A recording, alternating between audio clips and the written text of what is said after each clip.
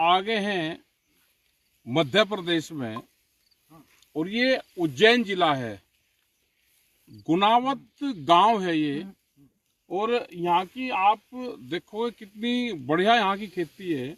या पूरा देखोगे ये वही गेहूं है जिसको हम बोलते हैं कि एमपी का गेहूं हमको चाहिए, पूरा दिल्ली में चाहिए, हर लोगों को चाहिए कि एमपी का गेहूं चाहिए। राजेश जी हैं, इनका पूरा खेत है ये भाई हैं इनके, और वहाँ से बिजनौर से प्रधान जी अपने आ रहे, अनिल जी हैं जो अपने प्रदेश अध्यक्ष हैं, और सारे अपने बड़े लोग भी हैं। ये भोपाल से, इनकी जमीन भोपाल में है। जो अमेरिका से समझौता हुआ तो चिंतित ये यहाँ के किसान भी है, ये इसका क्या प्रभाव पड़ेगा। इसका प्रभाव ये पड़ेगा कि इतनी बेहतरीन हमारी मिट्टी, यहाँ सारी चीज पैदा होती है, और उसके बाद में जो बाहर से गेहूं आएगा, कपास आएगी, बाहर से वेजिटेबल्स आएगी, वहां से दूध आएगा, तो ये किसान बर्बाद होगा पूरा।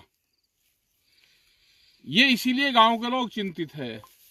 और सरकार ने मौन समझौता किया। जैसे जब हम करते हैं तो उसमें जब आहुति देते हैं तो उसमें कुछ कहते हैं कि जी मौन आहुति भी दो, और बाद में सुहा बोलना है। तो ये जो समझौता, जो डील हुई है अमेरिका से, ये मौन आहुति वाला समझौता है, और बाद में सुहा होगा। इसमें किसान बर्बाद होगा, किसान।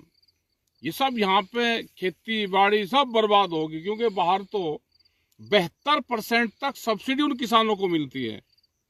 हमारे किसानों को तो 4% सब्सिडी, वो भी फर्टिलाइजर पे है, वो भी बड़ी बड़ी कंपनियों पर जाती है। तो बर्बाद हमारा किसान होगा। आप देखते होंगे कि जब मध्य प्रदेश और महाराष्ट्र में प्याज और लहसुन आता है तो वो भी बर्बाद होता है। ये भी इन्होंने यहाँ पे, ये आप खेती देखोगे, ये प्याज यहाँ पे लगा रखा है इन्होंने, लेकिन भाव क्या मिलेगा वो नहीं पता। यही गेहूं का हाल है, यही यहाँ पे सोयाबीन है।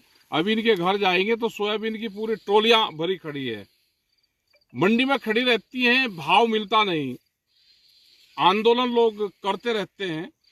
तो ये हालात पूरे देश के होंगे, आंदोलन कहाँ कहाँ होंगे, और कैसे ये किसान बचेगा, सरकार को इस पर स्पष्ट उत्तर देना चाहिए। मौन व्रत करके मौन समझौता देश के किसानों को स्वीकार नहीं है। और ये देखो, ये मिट्टी यहाँ की क्या जबरदस्त मिट्टी है, ये काली मिट्टी, ये तो पूरा बिल्कुल डीएपी है। ये इसमें कहाँ खाद और वो डालने की जरूरत है। ये काली मिट्टी है, ये देखो, ये क्या इतनी बढ़िया मिट्टी हो सकती है। यही वो मिट्टी है जिसमें चना, मसूर, सोयाबीन ये सब पैदा होती है। इसमें बहुत बढ़िया चिकनी मिट्टी है, गन्ना सारी चीज होती है यहाँ पे। और अभी इन्होंने, ये आप गेहूं देखोगे, ये जो साइड में गेहूं है ये प्योर ऑर्गेनिक है, इसमें इन्होंने कोई खाद वगैरह नहीं डाल रखी। और यहाँ पे जो पानी भी है ना, खेती जो वहां पे कहते हैं कि पानी की क्या कीमत है, अगर पानी की कीमत जाननी है तो इन लोगों से जानो। 800 फीट से ये पानी की सिंचाई यहाँ पे कर रहे हैं। 800 फीट का बोरिंग करना, और एक बोरिंग करीब करीब 8 लाख रुपए का पड़ेगा। जितने 100 फीट जाएगा तो ये मान के चलो कि 100 फीट पे जा रहा तो 1 लाख रुपए, ऐसे ही उसकी कीमतें बढ़ती रहती है। तो एक ट्वेल, और यहाँ पे कितनी ट्वेल है आपके पास में? यहाँ 4 ट्वेल, 822 फीट है, 822 फीट, 822 फुट पे 4 ट्वेल हैं। उस पानी को निकालते हैं, स्टॉक करते हैं, वहां से फिर वो कुछ खारा आता है, कुछ बहुत गर्म आता है, उसको ठंडा करते हैं। ये कुआं यहाँ पे बना रखा है इन्होंने। कुआं कितने गहराई पे? 80 फीट पे वो बड़ा कुआं बना रखा है, उसमें डालते हैं, और फिर वहां से खेत की सिंचाई करते हैं। तो बड़ी मेहनत है इन लोगों की। और ये है कि भाव क्या मिलेगा, चिंतित उससे है कि जो अमेरिकन से डील हो रही है, जो मौन समझौता हो रहा है, ये चिंतित सब लोग उससे है। तो आपका बहुत बहुत धन्यवाद भाई।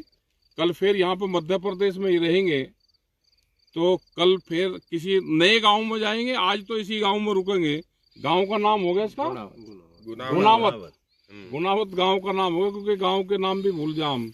गुनावत गांव में ही आज रुकेंगे। गांव ये है, ये दिखाओ, देखो कितना सुंदर यहाँ पे मंदिर दिख रहे हैं, पानी की टंकी है। इसे बड़ा करके दिखा दो पंडित जी। उज्जैन जिला बड़नगर तहसील। हाँ, उज्जैन जिले में और कल सुबह, हाँ, कल सुबह महाकालेश्वर के दर्शन भी करेंगे। वहाँ के किसानों की भी बहुत जमीन वहाँ पे छीनने का एक बड़ा प्लान सरकार का बन रहा, मंदिर के आसपास की जमीन छीनने का बड़ा प्लान बन रहा। और वहाँ पे भी यही कि मंदिर के आसपास की जमीन छीन के फिर बड़े बड़े फार्म ये लोग बनाएंगे। वो 11 साल उसमें खेती करेगा व्यापारी और 1 साल उसमें मेला लगवाएगा। तो भाई ये किसान वहाँ की जमीन भी नहीं देगा, मेला ये किसान ही लगा 11वें 12वें साल, और ये 11 साल खेती करेगा। तो लोग अपना आंदोलन करना पड़ेगा तो आंदोलन करेंगे, जमीन नहीं देंगे। वहाँ पे भी बड़े आंदोलन चल रहे हैं, चाहे भूमि अधिग्रहण के हो, चाहे वो मंदिर के नाम पे जमीन अधिग्रहण करने हो, मेले के नाम पे करने हो, व्यापारी जमीन छीनना चाहता है। अगले आंदोलन जमीन बचाने के होंगे, उस पर आप ध्यान दें। सभी का धन्यवाद। जय हिंद, जय भारत, जय उज्जैन।